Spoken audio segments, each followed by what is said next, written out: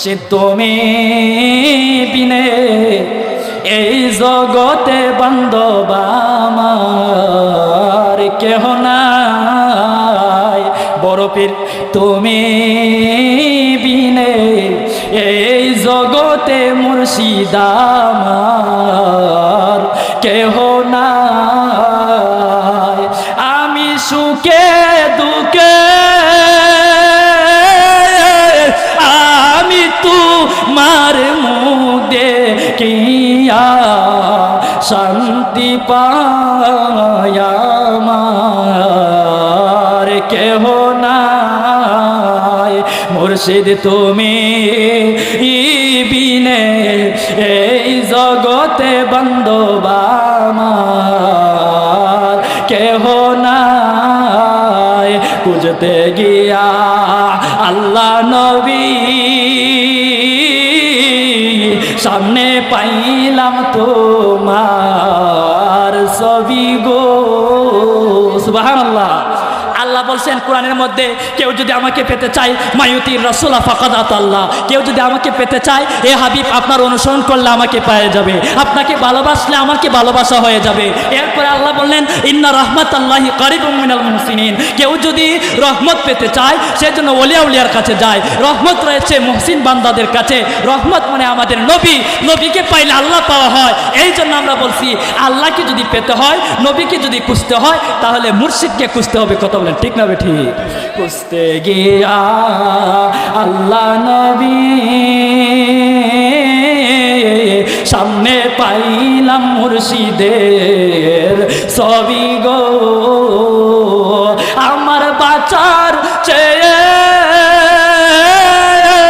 মরণ ভালো যদি বরফের তোমায় নাহি পাই আমরা কেহ নাই। মুর্শিদ তুমি বিনে এই জগতে বান্ধব আমার কেহ নাই। আমার জীবনে অন্ধকার ছিল, তোমার দয়ায় হইছে আলো গো। কথা বলেন ঠিক না বেটি? ওলিয়া উলিয়া যদি না আসতেন আমরা মুসলমান থাকতাম।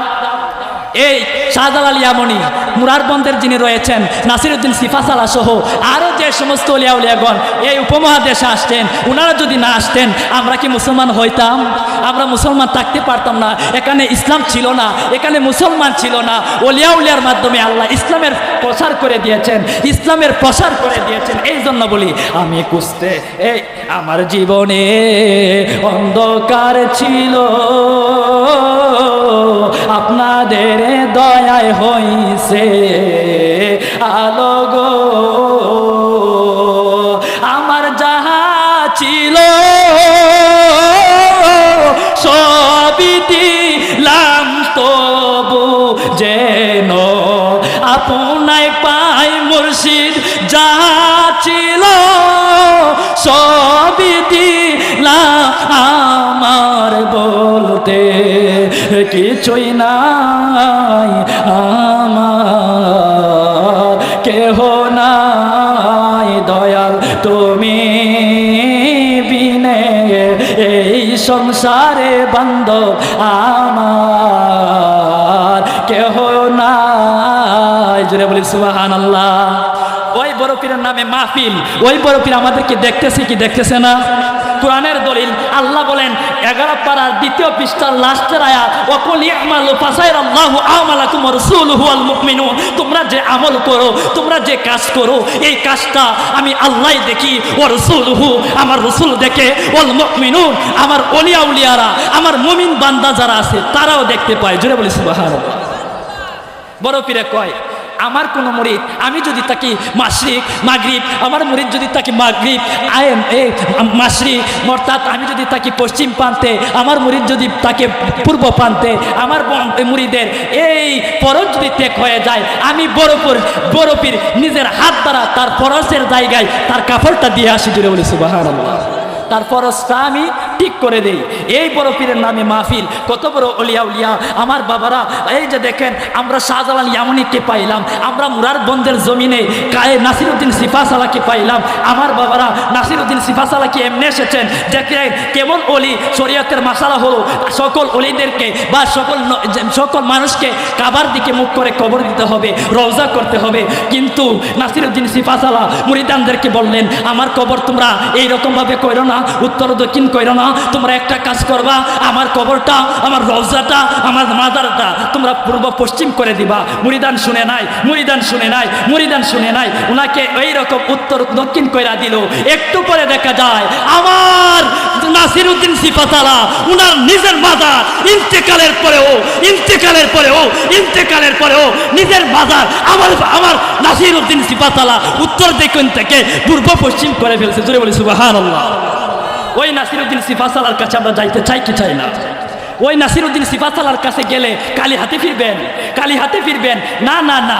আল্লাহর অলিদের কাছে গেলে কেউ কালি হাতে ফিরে না। আল্লাহর অলিদের কাছে গেলে কেউ কালি হাতে ফিরে না। যে কোনো মুসিবতের কথা নিয়ে যান, যে কোনো কিছু নিয়ে যান, আল্লাহর কাছে যদি উনি চান, আল্লাহ বলেন আমি তাকে অবশ্যই দেই। সে যদি ওয়াদা করে, সে যদি কসম করে, আমি আল্লাহ তার কসম রক্ষা করে তাকে। যদি বলি সুবহানাল্লাহ। আমার বাবারা শাহজালাল ইয়ামানি ইসলাম প্রচার করার জন্য সিলেটের জমিনে আসলেন। সিলেটের জমিনে আসার পরে সুরমা নদী পার হবেন, জায়নামাজ বিছায়া পার হয়ে গেছেন, জায়নামাজ বিছায়া পার হয়ে গেছেন। এবার শাহজালাল ইয়ামানি উনি সৈন্যদেরকে, এই গুরুগোবিন্দের সৈন্যদেরকে কি করে হত্যা করে, উনার সৈন্যরা উনার উলিয়া উলিয়াগণ হত্যা করার পরে যখন উনারা হত্যা করে চলে আসে, গুরুগোবিন্দের একটা জাদুর কূপ ছিল, যে জাদুর কূপের মধ্যে যখন মৃত মানুষকে ফালানো হইতো, ওই গুরুগোবিন্দর কূপের মধ্যে মৃত মানুষ পালাইলেও জীবিত হয়ে যাইতো। শাহজালাল ইয়ামানি রাহমাতুল্লাহি আলাইহি চিন্তায় পড়ে গেলেন, কি করব? আমরা তো মানুষদেরকে মারি, গুরুগোবিন্দের সৈন্যদেরকে হত্যা করি, আমরা তো আমার বন্ধুরা, আমার সহযোগীরা ওই গুরুগোবিন্দের সৈন্যদেরকে হত্যা করে, এরপরেও যখন কূপের মধ্যে মৃত মানুষ পালায় জীবিত হয়ে যায়, কি করা যায়? আল্লাহ একটা ব্যবস্থা করে দেন, আল্লাহ সঠিক একটা পথ বাতলায় দেন। কি করব? আল্লাহ গায়েব থেকে আল্লাহর বন্ধুকে জানিয়ে দিলেন, হে শাহজালাল একটা কাজ করতে হবে। কি কাজ? কই এই জাদুর কূপের ভিতরে একটা গরুর মাংসের টুকরা ফালাইতে হবে। মাংস ফালাইলে কি হবে? কই কার্যক্ষমতা নষ্ট হয়ে যাবে। তখন যদি গরুর গোশত পালানোর পরে মানুষ যদিও তারা মৃত মানুষ পালায়, তা সেটা আর জীবিত হবে না। এবার শাহজালাল ইয়ামানি চিন্তায় পড়ে গেলেন, কে যাবে সেখানে? কূপের চারদিকে 40 জন উলঙ্গ নারী, 40 জন মতান্তরে 10 জন উলঙ্গ নারী রাখছে। উলঙ্গ, যাদের গায়ের মধ্যে কোনো কাপড় নাই, যাদের গায়ের মধ্যে কোনো কিছু নাই। এবার শাহজালাল ইয়ামানি চিন্তা করলেন, ওলিয়া উলিয়াগণ তো সেখানে যাবে না, গেলেও যদি চোখ দিয়ে তাকায় ওলিদের পাওয়ার কমে যাবে, ওলিদের শক্তি কমে যাবে। আল্লাহ যে প্রদত্ত পাওয়ার দিয়েছে হয়তো সেটা কমে যেতে পারে। এখন কি করা যায়? চিন্তায় পড়ে গেলেন শাহজালাল ইয়ামানি। এবার ওই কেল্লা শহীদ রহমাতুল্লাহি আলাইহি, ওই গেসুদাস রহমাতুল্লাহি আলাইহি ডাক দিয়া কয়ে, বাবা গো, ও শাহজালাল বাবাজি, আপনি কিসের চিন্তা ভাবনা করেন?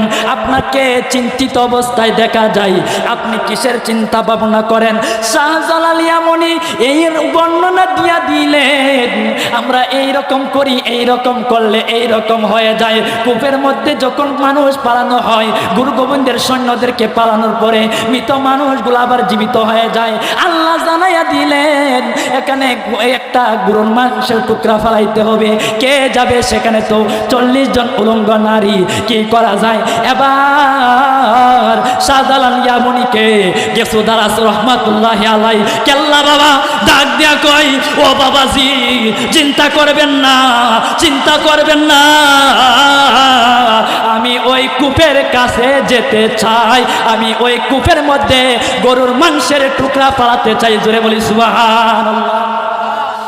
আমি গরুর মাংসের টুকরা ফালাবো।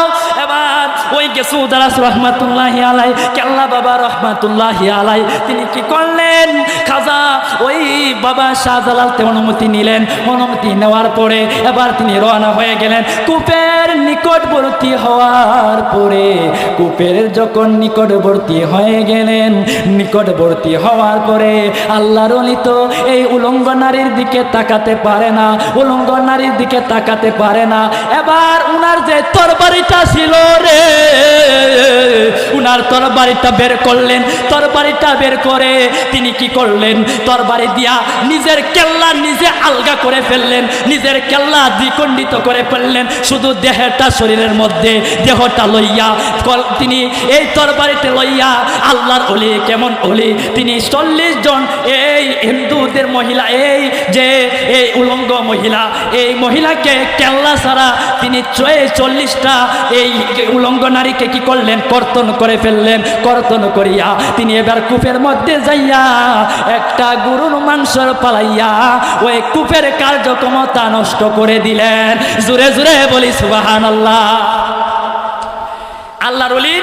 আল্লাহর ওলি গেছু দারাজ এই দেহ লইয়া তিনি কি করলেন, সকল এই উলঙ্গ নারীদেরকে কর্তন করে ফেললেন। কেল্লা একদিকে চলে গেল, দেহে একদিকে চলে গেল, কেল্লা করমপুরে চলে আসলো। কেল্লা করমপুরে আসা এই কেল্লারও কত পাওয়ার, কেল্লারও কত পাওয়ার। কেন ওলিদের পক্ষে থাকি, কেন ওলিদের সামনে বিয়াদবি করি না?